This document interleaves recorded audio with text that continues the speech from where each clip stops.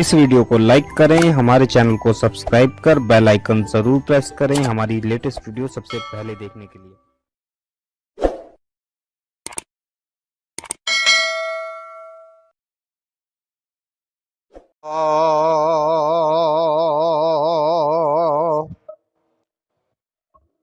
الحمد للہ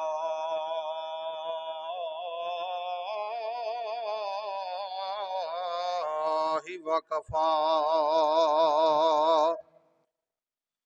والصلاة والسلام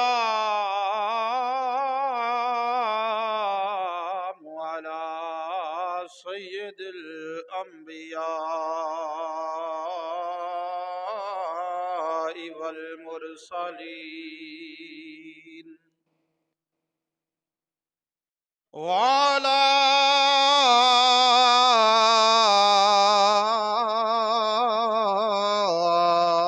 آلہ وأصحابہ اجمعین۔ أما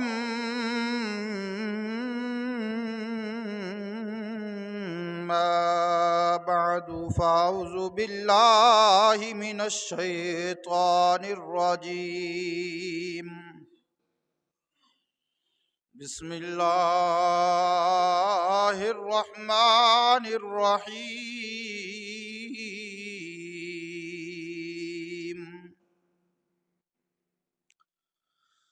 ألا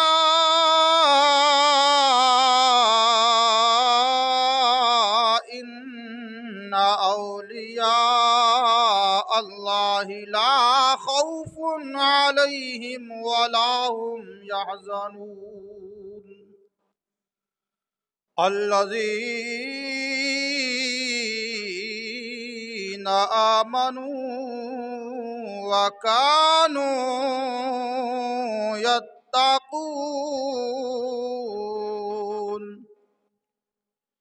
لهم البشرى في الحياة الدنيا والآخرة صدق اللہ مولانا العظیم وصدق رسولہ النبی الکریم الامین۔ ان اللہ وملائکتہ یصلون علی النبی یا ایہا الذین آمنوا صلوا علیہ وسلموا تسلیما۔ اللہم صل علی سیدنا و مولانا محمد وعلی آل سیدنا و اصحاب سیدنا و ازواج سیدنا و اولاد سیدنا محمد وبارک وسلم۔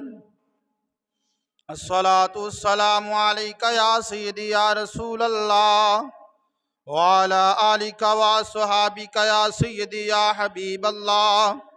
الصلاة والسلام علیکہ یا سیدی یا نور اللہ وعلی آلک واصحابک یا سیدی یا خاتم النبیین۔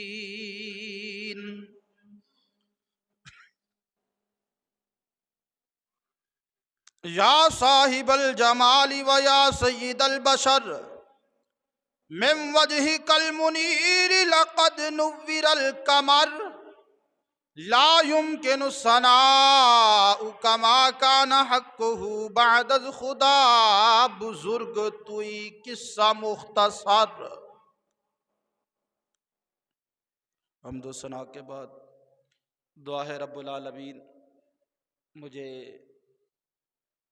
حق بولنے کی توفیق عطا فرمائے اور وعدہ لا شریک اپنے فضل و کرم سے میری زبان پر کلمۃ الحق جاری فرمائے۔ احباب ذی وقار، جیسا کہ آپ کے علم میں ہے، یہ ربیع الثانی مہینہ ہے اور اتنا برکتوں والا مہینہ ہے کہ اس مہینے میں رب العالمین اپنے نیک بندوں کو پیدا فرماتا ہے۔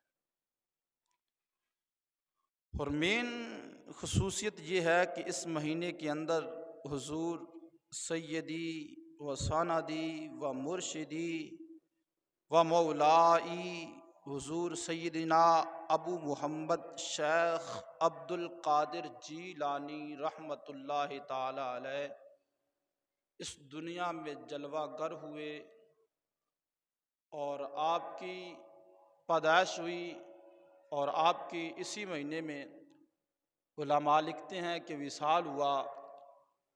تو اس حوالے سے اس مہینے کے اندر اس مہینے کو بالخصوص حضور سید عبد القادر جیلانی المعروف غوث اعظم رضی اللہ تعالی عنہ سے بڑی نسبت ہے۔ حضرات ذی وقار، کائنات عالم کے اندر رب العالمین نے ایک ہمیں ایسا عظیم آئینہ اور عظیم کتاب عطا فرمائی ہے، عظیم نسخہ اور قانون عطا فرمایا ہے، عظیم اصول و اسلوب عطا فرمایا ہے، جو بندہ اس اصول، اسلوب، آئینے اور سیرت اور قوانین اور قاعدے کے مطابق اپنی زندگی کو گزارتا ہے تو اللہ تعالیٰ اس بندے کو عزتوں سے مالا مال عطا فرما دیتا ہے۔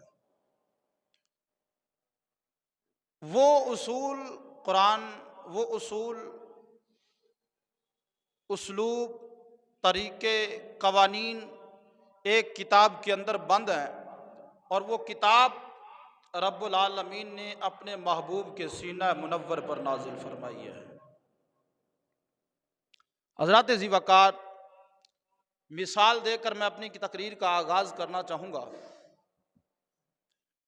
جدید دور ہے جی، اور اس جدید دور کے اندر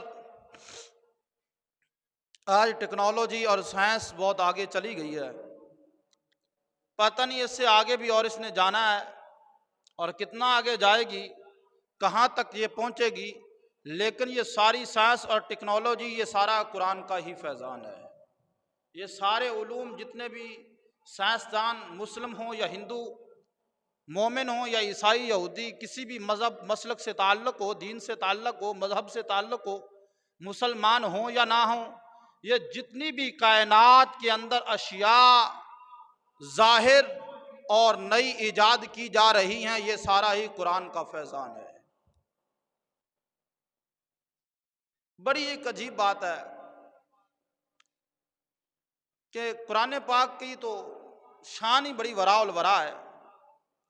لوگ کہتے ہیں لوگ کہتے رہے، ہمیں ان سے کیا لینا دینا، صرف بات اتنی ہے، کہتے ہیں کہ اللہ کے نبی کچھ نہیں جانتے، اللہ کے ولی کچھ نہیں جانتے، ان کو کسی چیز کا علم نہیں، اور نبیوں کا یہ مقام نہیں، ولیوں کی یہ شان نہیں۔ تو پوچھنا یہ مقصد ہے کہ آج اس جدید دور کے اندر ڈی وی ڈی ایک سسٹم ہے، میموری کارڈ ایک سسٹم ہے، یو ایس بی ایک سسٹم ہے، ہارڈ ایک سسٹم ہے۔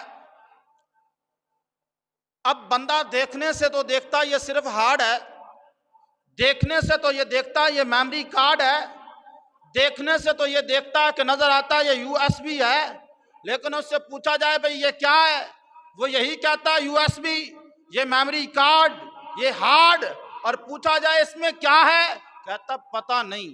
کیوں پتہ نہیں؟ اس لیے کہ اس نے دیکھا نہیں۔ جب اس یو ایس بی کو کمپیوٹر یا موبائل کے ساتھ لگا دیا جائے تو اس یو ایس بی کے اندر جو چھپی ہوئی چیزیں ہوتی ہیں، چاہے نعتیں ہوں، چاہے بیان ہوں، چاہے جناب والا گانے ہوں، فلمیں ہوں، جو چیز ہوتی ہے وہ واضح ہو جاتی ہے۔ جب وہ ایک چھوٹی سی کتاب، ایک یو ایس بی، ایک کارڈ، ایک ڈی وی ڈی کے اندر چھپی ہوئی چیزوں کا کسی کو علم نہیں ہے، تو بتائیں قرآن میں جو چھپی ہوئی چیزیں ان کا علم کسی کے پاس کیسے ہو سکتا ہے؟ تو جس طرح ان کا علم کسی کے پاس نہیں ہے، وہ نہیں دیکھ سکتا کہ اس یو ایس بی میں کیا ہے، کیونکہ اس نے ابھی اس کو استعمال نہیں کیا، یوز نہیں کیا۔ جب تک جو بندہ قرآن کو پڑھتا نہیں، قرآن کو اپنے سینے میں جگہ دیتا نہیں، تب تک اس کو یہ بھی نہیں پتا چلتا کہ اس قرآن میں اللہ نے کتنے علموں کو جگہ دی ہوئی ہے۔ قرآن ایک بڑی شان ہے، لیکن محبوب رب کائنات کے سینے پر جب رب العالمین نے اتارا، فرمایا محبوب ویسے تو کتاب ہے، لیکن اب جو تیرا سینہ جب اس میں اتر گیا، اب یہ کھول کھول کر بتا رہا ہے، اس کے اندر جنت کا بھی علم ہے، اس کے اندر جہنم کا بھی علم ہے، اس کے اندر آسمانوں کا بھی علم ہے، اس کے اندر جناب نورانیت کا بھی علم ہے، اس کے اندر بشریت کا بھی علم ہے۔ ساری کائنات کے علم جب رب العالمین نے اس کے اندر لے رکھے تو اس کے اندر ایک اور بھی علم ہے۔ فرمایا الا ان اولیاء اللہ لا خوف علیہم ولا هم یحزنون، الا خبردار، ان اولیاء، بے شک جو ولی ہیں، اولیاء ہیں اللہ، اللہ کے، الا ان اولیاء اللہ، بے شک جو اللہ کے ولی ہیں، اللہ کے نیک بندے ہیں، اللہ کے پسندیدہ ہیں، اللہ کے برگزیدہ ہیں، اللہ کے چنے ہوئے ہیں، جو اللہ کو پسند آ جاتے ہیں، میں لا خوف، ان کے اوپر خوف نہیں، ولا ہم یحزنون، اور نہ وہ دنیا میں کسی قسم سے غمگین ہوں گے، اور نہ ہی قیامت کے دن کسی وجہ سے وہ غمگین ہوں گے، پریشان ہوں گے۔ یہ رب العالمین نے فرمایا۔ آگے فرمایا الا ان اولیاء اللہ لا خوف علیہم ولا هم یحزنون۔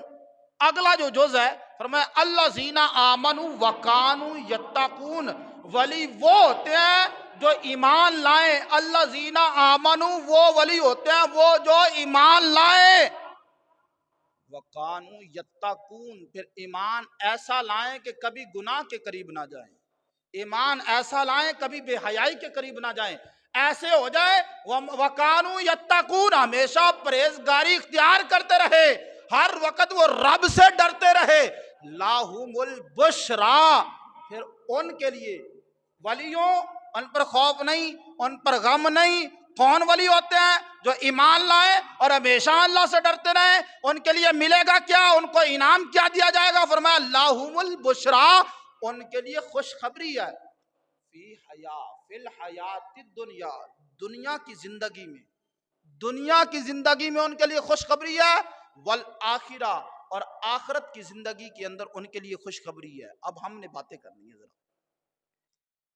یہ مہینہ حضور غوث پاک رضی اللہ تعالیٰ عنہ سے نسبت رکھتا ہے۔ اللہ اکبر۔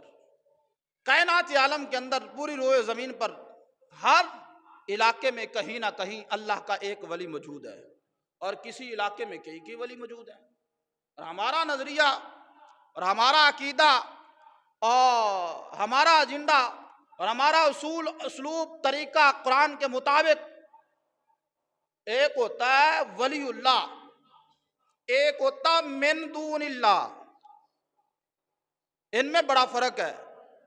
ولی اللہ اور ہوتا ہے، من دون اللہ اور ہوتا ہے، اہل اللہ اور ہوتا ہے، غیر اللہ اور ہوتا ہے۔ آج کچھ لوگ ایسے ہیں جن کی نگاہوں سے یہ پردے نہیں اٹھ رہے، وہ کہتے ہیں نا، کسی نے لکھا بنا عشق نبی جو پڑھتے ہیں بخاری، آتا ہے بخار ان کو نہیں آتی بخاری۔ بات یہ ہے کہ قرآن ایک مقام پر فرما رہا ہے کہ غیر اللہ سے مدد نہیں مانگنی۔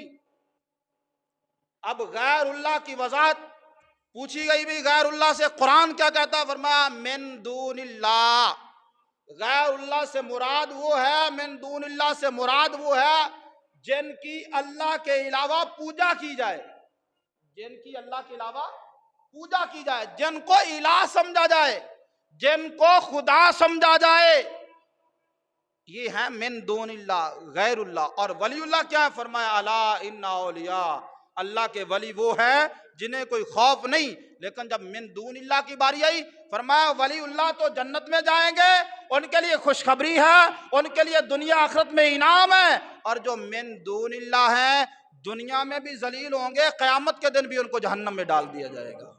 من دون اللہ سے مراد بت ہیں، اور ولی اللہ اور اولیاء اللہ سے مراد اللہ کے ولی ہیں۔ یہاں فرق سمجھنا ضروری ہے۔ حضور سیدی و سندی حضور داتا علی حجویری رحمت اللہ تعالی علیہ، آپ لاہور کی سرزمین میں جلوہ فرمائے۔ آپ کے بارے میں مسلک دیوبند کے مولانا احمد علی لاہوری نے یہ اعلان کیا کہ یہ قبر داتا صاحب کی نہیں ہے، جہاں آج داتا صاحب کی قبر ہے یہاں پر آ کر اس نے کھڑا ہو کر اعلان کیا کہ یہ قبر داتا صاحب کی نہیں ہے۔ جب اس نے چیلنج کر دیا، اعلان کر دیا، تو محدث اعظم پاکستان فیصل آباد سے مولانا محمد سردار احمد محدث اعظم فیصل آبادی و پاکستان، آپ نے چیلنج کو قبول کیا۔ فرمایا جناب اگر یہ داتا صاحب کی قبر نہیں تو ایک جلسہ سجائیں اور لاہور میں جلسہ سجایا جائے اور میں آ کر بتاؤں گا یہ قبر داتا صاحب کی ہے، اور میں بتاؤں گا اس قبر سے نکل کر داتا صاحب بتائیں گے ہاں میں داتا ہی ہوں، یہاں بستا ہوں۔ اب جب جلسہ لگایا گیا، مولانا احمد علی لاہوری نہ تشریف لائے، نہ آ سکے۔ جب نہیں آئے تو کچھ سنی علماء نے پوچھا بھی حضرت اگر آپ آتے اور مولانا صاحب بھی آ جاتے تو آپ اگر ان کو داتا صاحب کو دعوت دیتے بلاتے تو داتا صاحب اگر قبر سے نہ نکلتے تو ہم بدنام ہو جاتے، تو کیا بات کہی؟ مولانا سردار احمد صاحب رحمت اللہ علیہ فرماتے ہیں بھائی میں خود نہیں آیا، میں سویا ہوا تھا رات کو، داتا علی اجمیری خواب میں کہا میرے لاہور میں ایک ملا مجھے چیلنج کر رہا ہے، چیلنج قبول کرنا تیرا کام ہے، قبر سے نکل کر بتا دینا میرا کام ہے۔ حضرت جی بات یہ ہے کہ اتنی شان ہے داتا علی اجمیری کی، لیکن سال میں عرس ایک بار ہوتا ہے، سال میں عرس ایک بار ہوتا ہے، 19-20 سفر کو عرس ہوتا ہے داتا علی اجمیری کا۔ پاک پتن فرید چلے، پاک پتن شریف جائیں تو وہاں پر ایک بابا فرید ہے۔ شان کیا ہے کہ اللہ نے سدرۃ المنتہا کے اوپر جو جنت بس رہی ہے نا، اس جنت کو اٹھا کر فرید کے در پہ ڈال دیا ہے۔ فرمایا کہ فرید جو تیرے در سے گزر جائے گا نا اس کو میں اپنے فضل سے جنت عطا فرما دوں گا۔ بات یہ ہے، ایک مولانا صاحب نے کہا جناب یہ جنت اتنی اونچی عرشوں کے قریب سدرۃ المنتہا سے اوپر یہ بابا فرید کے قدموں میں کیسے آ سکتی ہے؟ تو بھائی بات یہ ہے تیری ماں کے قدموں کے نیچے بھی تو جنت ہے، ماں کے قدم کیسے بھی ہوں جیسے بھی ہوں، ماں کے قدم کے نیچے جنت ہے، وہ رب عرشوں سے اٹھا کر ماں کے قدموں میں رکھ سکتا ہے نا جو رب، وہی رب عرشوں سے اٹھا کر بابا فرید کے دروازے پر بھی رکھ سکتا ہے۔ تو بات ذرا سمجھیے گا اور قریب چلتے ہیں۔ ایک آستانہ وہ ہے جہاں جنت کا دروازہ ہے، اور ایک آستانہ وہاں ہے جہاں پوری پوری جنت رکھی ہوئی ہے۔ ذرا دیکھیے گا اس بات کو وہابی سنی شیعہ دیوبندی سب مانتے ہیں، طارق جمیل سے لے کر جس کی آپ تقریر سنیں سب نے بیان کی تقریروں میں آپ سنیں۔ مولانا ذرا توجہ سے بات سننا، ہارون رشید کا نام سنا، خلیفہ ہارون رشید، بادشاہ ہارون رشید، اس کا ایک قریبی رشتہ دار جس کا نام بہلول دنا، نام تو سنا نا، بہلول دنا نام ہے۔ ایک دن دریا کے کنارے گلی گلی ریت کے اندر اپنا پاؤں رکھتے ہیں، اوپر ریت کو رکھ کر زور سے دباتے ہیں، پاؤں نکالتے ہیں، ایک چھوٹا سا کمرہ، ایک چھوٹا سا وہ نشان بن جاتا ہے پاؤں کا۔ ایک دن نکلتے نکلتے ملکہ زبیدہ ہارون رشید کی بیوی گھر سے نکلی، دریا کے کنارے پہنچی، اور بابا جی اس کھیڑ میں لگے ہوئے ہیں، پاؤں رکھتے ہیں، اوپر ریت کو ذرا سا دباتے ہیں، پاؤں نکالتے ہیں، وہ چھوٹا سا سوراخ کمرہ مکان بن جاتا ہے۔ ملکہ زبیدہ نے پوچھا بابا جی یہ کیا کر رہے ہو؟ کہہ رہے میں جنت میں مکان بنا رہا ہوں، میں جنت میں گھر بنا رہا ہوں۔ اب ملکہ زبیدہ نے کیا کہا بیچنا بیچو گے؟ کہا ہاں بیچوں۔ کتنے کا؟ کہا 500 کا، 500 درہم کا۔ اس نے 500 درہم دیے، اپنے ایک مکان کے اوپر اپنی انگلی سے لکھا ملکہ زبیدہ زوجہ خلیفہ ہارون رشید۔ یہ پیسے دے کر اپنے سیر کر کے واپس پلٹی۔ ہارون رشید نے پوچھا ہاں بھئی زبیدہ آج خوش کیوں ہے؟ کہا آج میں جنت میں اپنا گھر خرید کے آئی ہوں۔ کہاں آئی ہوں؟ جنت میں اپنا گھر خرید کر آئی ہوں۔ کہا جنت کیسے؟ کہا کہ یوں بہلول دنا جو ہے جنت بنا رہے تھے، دروازے کمرے محل بنا رہے تھے، میں نے 500 درہم دیے خرید کر آئے۔ اس نے کہا ایسے کیسے ہو سکتا ہے؟ جنت بھی بھلا کوئی پیسوں سے بکتی ہے؟ سب مولویوں سے سر چیلنج ہے، سب مکاتب فکر نے یہ بیان کیا ہے، سب مکاتب فکر نے۔ اب یہ کیسے ہو سکتا ہے؟ جنت کوئی پیسوں سے خریدنے والی چیز ہے؟ نہیں بھی پیسوں سے خریدنے والی چیز تو نہیں ہے، لیکن میں تو خرید کے آئی ہوں، بس اب اللہ ہی خیر کرے گا۔ اب یہ ادھر اپنی باتیں کر رہے تھے، قسمت جاگی رات کو سوئے ہوئے ہیں، حشر برپا ہے اور خواب میں جنت میں ٹہل رہے ہیں۔ ہارون رشید صاحب کہاں ٹہل رہے ہیں جناب؟ جنت میں، خواب کے اندر۔ اور ٹہلتے ٹہلتے کیا ادھر دیکھتے ہیں تو ایک محل ہے جس کے اوپر لکھا ہوتا ہے یہ محل ابو بکر صدیق کا ہے۔ ادھر دیکھتے ہیں جنت میں ایک محلہ ہے، کیا جی اس کے اوپر نام عمر فاروق کا ہے، ادھر اس میں عثمان غنی کا ہے، ادھر علی المرتضیٰ کا ہے، ادھر بلال کا محل ہے، ادھر طلحہ کا ہے، ادھر زبیر کا ہے۔ سارے نام پڑھتے پڑھتے نظر ڈالتے ہیں تو ایک محل پر نظر ڈالتے ہیں، نظر پڑتی ہے تو تختی پہ لکھا ہوتا ہے یہ محل ملکہ زبیدہ کا ہے، یہ زبیدہ کا محل ہے۔ دروازے پر جاتے ہیں، فرشتے جس کی ڈیوٹی ہوتی ہے کہتا ہاں بھائی، کہنے لگا یہ تو میری بیوی کا محل ہے، مجھے جانے دو۔ کہا کہ اب بیوی کی اجازت کے بغیر آپ اپنے محل میں داخل ہو سکتے۔ اتنی بات ہوئی، آنکھ کھلی، اب انتظار میں ہے کب فجر ہو، کب نماز پڑھوں، کب بہلول دنا کے پاس جاؤں۔ فجر ہوئی، اٹھے گئے بہلول دنا کے پاس اور کہتے حضرت کیا کر رہے ہو؟ کہا جی میں جنت میں محل بنا رہا ہوں۔ کیا بنا رہا ہوں جی؟ جنت میں محل بنا رہا ہوں۔ اچھا بیچو گے؟ کہا ہاں بیچوں گا۔ کتنے کا ہے؟ آپ نے کہا جی میں 1000 درہم کے۔ کتنے درہم کے؟ یہ کیا بات، جنت پیسوں سے تو بکتی نہیں، چلو آپ بیچ رہے ہیں، میرے پاس پیسوں کی تو کمی نہیں، لیکن کل آپ نے 500 درہم کا بیچا، آج 1000 کا کیوں بیچ رہے ہیں؟ اب بہلول دنا کی نگاہ کرامت اور نگاہ ولایت دیکھے، بہلول دنا کیا فرماتے ہیں، بھائی کل جو میں نے محل بیچا وہ ان ڈٹھے بغیر دیکھے بیچا تھا، آج تو محل دینے آیا ہے تو دیکھ کر آیا ہے۔ بس بات یہاں سمجھیے، بہلول دنا اپنے گھر میں ہے، محل بنا رہے ہیں یا جہاں کہیں ہیں، دریا کے کنارے ہیں، جھونپڑی میں ہے، کہاں ہیں، ادھر ہارون رشید کو خواب آ رہا ہے، یہ محل دیکھ کے آیا۔ بہلول دنا کو کیسے پتا چلا کہ بھئی تو دیکھ کے آیا؟ ابھی تک تو اس نے کسی کو خواب بتایا ہی نہیں ہے۔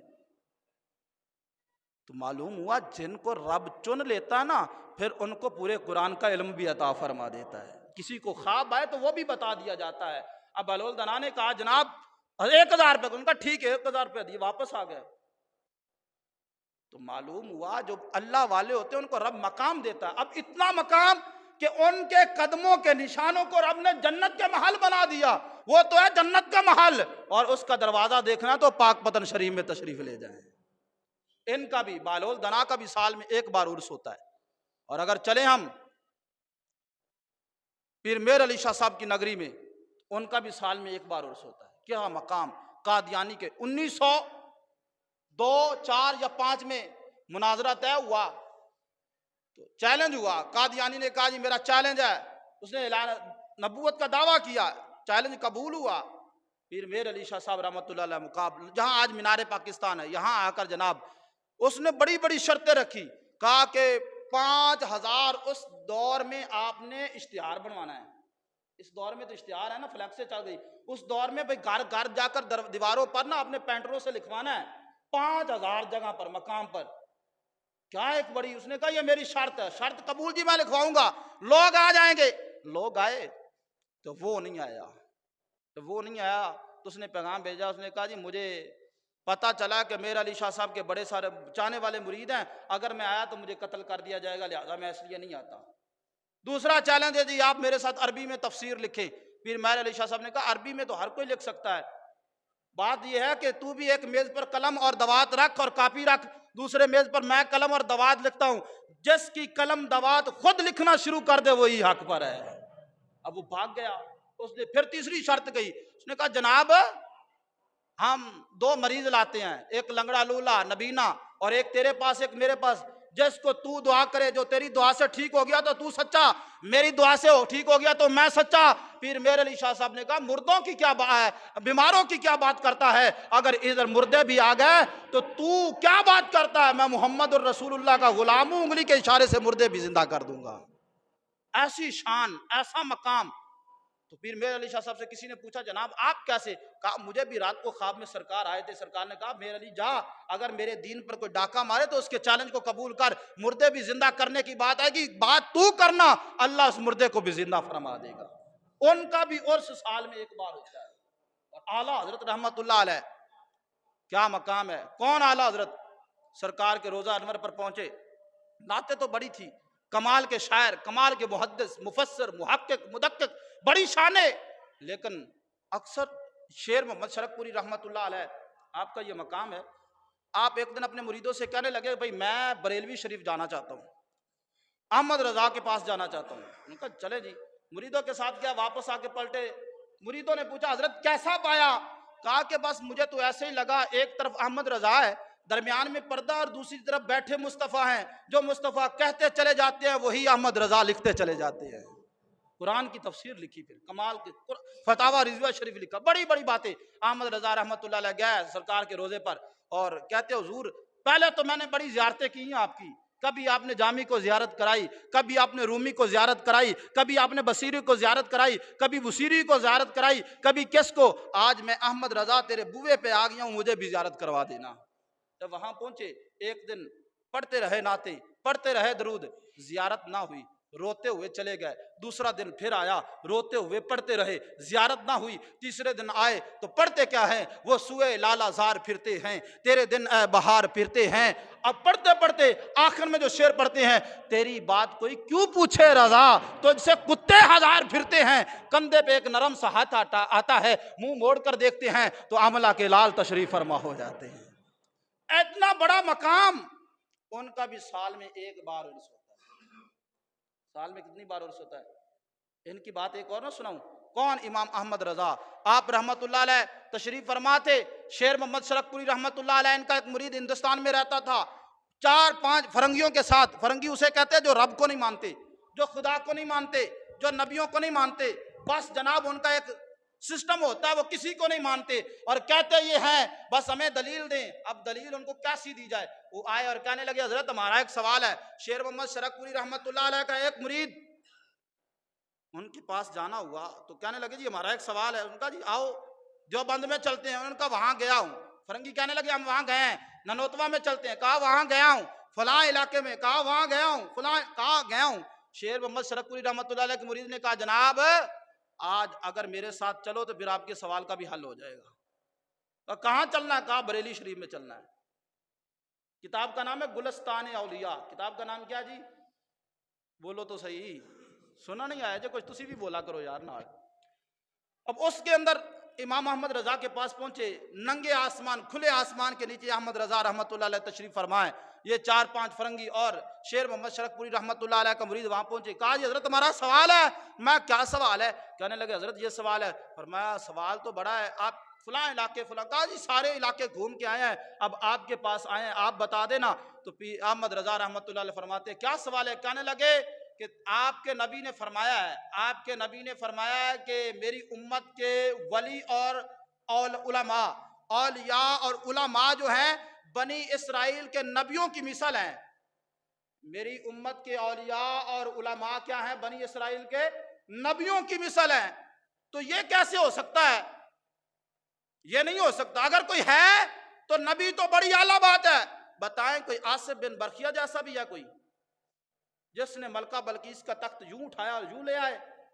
इमाम अहमद रजा खां फाजले बरेली रहमतुल्लाह अलैह ने कहा यार ये बहुत बड़ा दावा है, आप किसी और से पूछे। कहा नहीं आपसे ही पूछना है। तो आप फिर एक सूफियाना जज्बात में और कहा क्या पूछना चाहोगे? तो आपने नजर दौड़ाई तो ऊपर देखने लगे। तो फरंगी बोले चले ये बात बड़ी, आप कोई और ना बताए, ये बताए जो 2 ऊपर कूंजे, कूंजे जानते हैं? कूंजे हैं और 2 परिंदे होते हैं, वो आसमान के ऊपर उड़ रहे थे और जा रहे थे किसी तरफ, एक आगे था और एक पीछे था।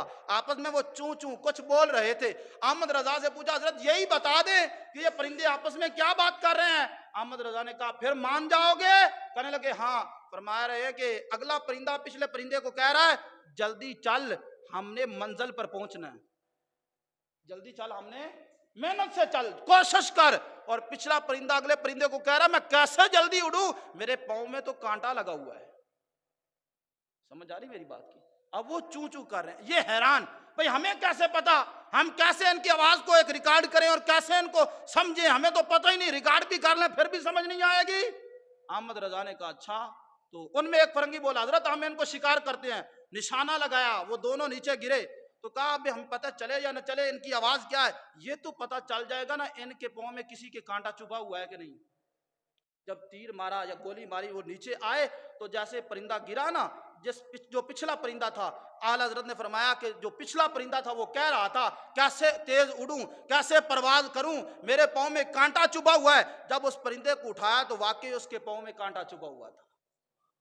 جس سرکار کے ایک امتی کا مقام یہ ہے کہ اڑتے پرندے کی بولیاں بھی جانتے ہیں، اس کے پاؤں میں لگا کانٹا بھی جانتے ہیں، بتائیں ان کا بھی عرس سال میں ایک بار ہوتا ہے، لیکن ایک ہستی اس کائنات میں ایسی ہے جن کا ساری کائنات میں ایک بار نہیں، ہر دن، اور ہر دن نہیں، ہر مہینے 11ویں شریف کا عرس منایا جاتا ہے۔ ان کا نام حضور غوث پاک رحمت اللہ تعالی علیہ، ان کا مقام یہ تھا، حضور غوث پاک رحمت، ان کا سال میں 12 بار عرس منایا جاتا ہے۔ کتنے بار؟ 12 بار عرس منایا جاتا ہے۔ اور ہم کہاں ہیں؟ لہم البشرا، ان کے لیے دنیا میں بھی خوشخبری ہے اور قیامت کے دن بھی خوشخبری ہوگی۔ ہر کوئی نفسا نفسی میں پھنسا ہوگا، اور سرکار علیہ الصلوۃ والسلام فرماتے ہیں، بڑی واضح حدیث ہے بخاری کے اندر، نسبتیں دیکھیں، حضرت جعفر طیار اور حضرت زید بن حارثہ رضی اللہ تعالیٰ عنہما، آپ سرکار کے دونوں صحابی ہیں۔ حضرت جعفر طیار حضرت علی پاک کے بڑے بھائی ہیں اور علی پاک سے 10 سال عمر میں بڑے ہیں، اور زید بن حارثہ حکیم بن حزام کے غلام تھے۔ انہوں نے تحفے میں دیا حضرت خدیجہ الکبریٰ کو، اور خدیجہ الکبریٰ نے تحفے میں یہ غلام سرکار کو پیش کیا۔ بات آگے پھر ڈیٹیل میں بعد میں کبھی جائیں گے۔ اب یہ دونوں غلام جنگ موتا میں شہید ہو گئے۔ کہاں شہید ہوئے؟ بخاری شریف کی حدیث پاک ہے جناب، جنگ موتا میں شہید ہو گئے۔ جب شہید ہوئے، سرکار نے اب ان کی طرف نگاہ ڈالی تو سرکار کی نگاہ جنت میں پہنچی، تو سرکار نے دیکھا کہ جعفر طیار کا محل اوپر والا ہے اور زید بن حارثہ کا محل نیچے والا ہے، ہیں دونوں جنت میں، لیکن درجہ، محل، منزل اوپر نیچے ہے۔ حیران ہوئے، کہا جبریل یا رسول اللہ حکم ہو، فرمایا جبریل ذرا یہ تو بتا کہ ان کے محل میں فرق کیوں ہے؟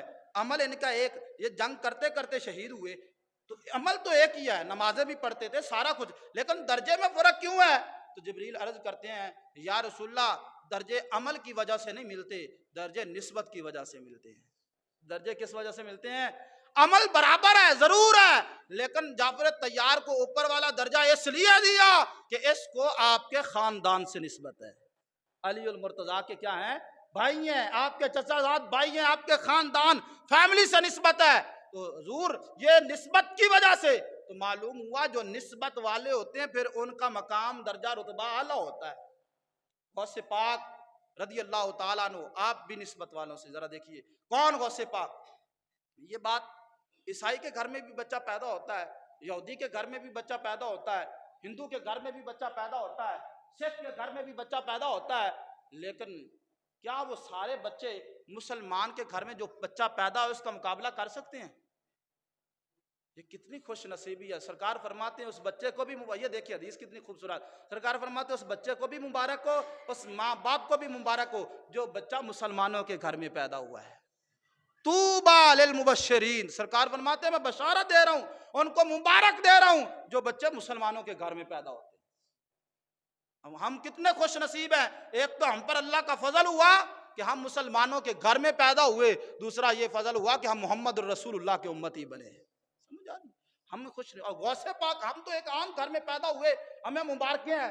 بتائیں غوث پاک کا مقام کیا ہے، مرتبہ کیا ہے، رتبہ کیا ہے؟ غوث پاک کے ابا جان، غوث پاک، یہ باتیں آپ نے سنی ہوئی ہیں، غوث پاک کے ابا جان ابو صالح موسیٰ جنگی دوست رحمت اللہ تعالی علیہ، آپ ایک بار جہد کرتے تھے۔ آج تو ہمارے ہم تو 2 منٹ کہیں بیٹھ جائیں نا، 2 دن ہمیں آٹا نہ ملے تو ہمیں تو زبان منہ کو آنے کو ہوتی ہے، کلیجہ پھٹ کر باہر آنے کو ہوتا ہے۔ گھر روٹی پکی ہوئی ہو، 1 منٹ ماں لیٹ دے دے تو کہا تجھے پتہ نہیں بھوک لگی ہوئی ہے؟ ماں کا بھی ادب و احترام نہیں رہتا، بہن کا بھی حیا شرم نہیں رہتا۔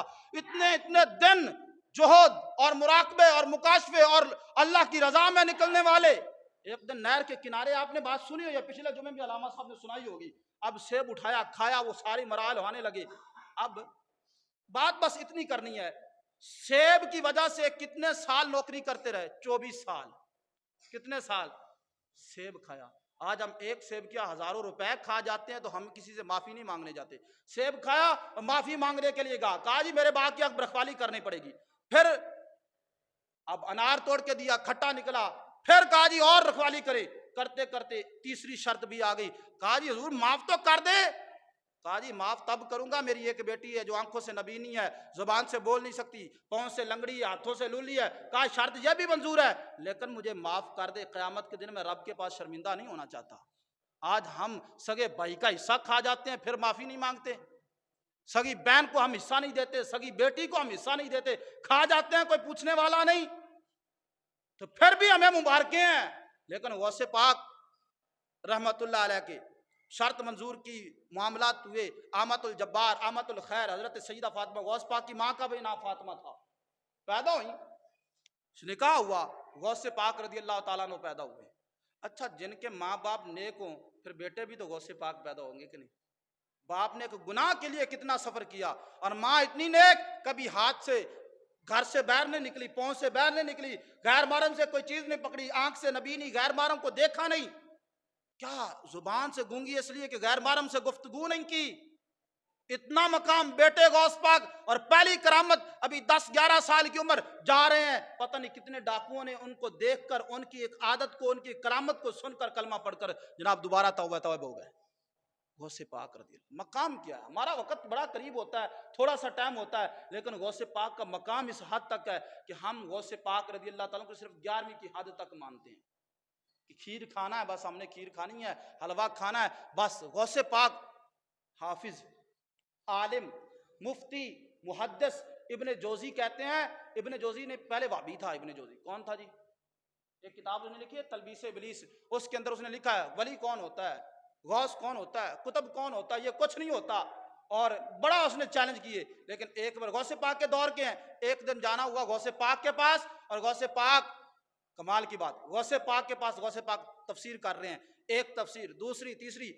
جب 11 تفسیریں غوث پاک نے کر لی نا، تو ساتھ والے نے کہا حضرت 11 تفسیریں آتی ہیں؟ کہا ہاں آتی ہیں.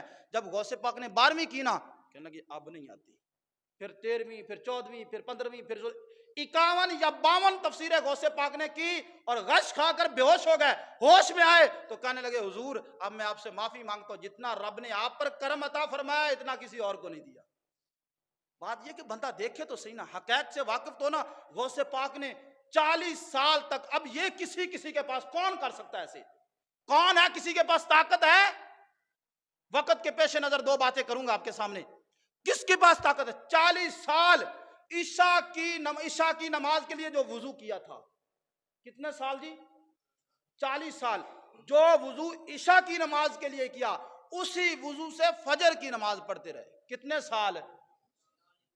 ہم فجر پڑھے زور پڑھ سکتے اسی وضو سے؟ کبھی ہو جائے پڑھ لیں تو، یا کوئی ہو جی 5 بھی پڑھ لیں تو کوئی ہو. لیکن 40 سال ایک مقام ہے، ایک رتبہ ہے. 40 سال عشاء کے وضو سے فجر کی نماز پڑھی. بات آخری، اور جن امام کے ہم مقلد ہیں، امام اعظم ابو حنیفہ رحمت اللہ علیہ، بولے سارے رحمت اللہ علیہ. دیوبندی بھی ان کے مقلد ہیں اور ہم بھی. ان کی شان ذرا سنیے گا. آپ ایک بار مدینہ شریف پہنچے. کہاں پہنچے جی؟ حاضری دی. 4 دن گزرے، مریدوں نے کہا آپ نے فرمایا امام اعظم ابو نہیں ہونا، جناب چلے. کہنے لگے بڑا میں مختصر کرتا ہوں، ذرا توجہ سے آپ کا وقت بچا رہا ہوں. کہا شاگردو چلے. کہنے لگا حضرت آپ اتنے بڑے امام اور حضور سے اتنی محبت، 4 دنوں کے بعد کہتے ہیں ہم چلیں؟ حضور 2 دن تو اور ہمیں دے دیں. شاگرد تھے نا، مجبور تھے. حضور 2 دن تو دے دیں ہمیں. پھر آپ رک گئے. پھر 8ویں دن پھر آپ نے کہا حضرت شاگردوں، بچوں، نوجوانوں، علماء جو میرے ساتھ ہوئے چلے. حضرت کوئی 2-4 دن تو اور دے دینا، حضور کی بارگاہ میں رہنا ہے. امام اعظم ابو حنیفہ پھر چوپ. 12 دن ہو گئے. 12ویں دن پھر کہتے جناب چلے. اب جو شاگرد تھے نا وہ منہ بند کر کر کے پریشان تھے. کہنے لگے حضور کون سی وجہ ہے کہ آپ جانا چاہتے ہیں؟ اور اگر دل میں محبت ہوئی تو سمجھ کے تڑپیں گے.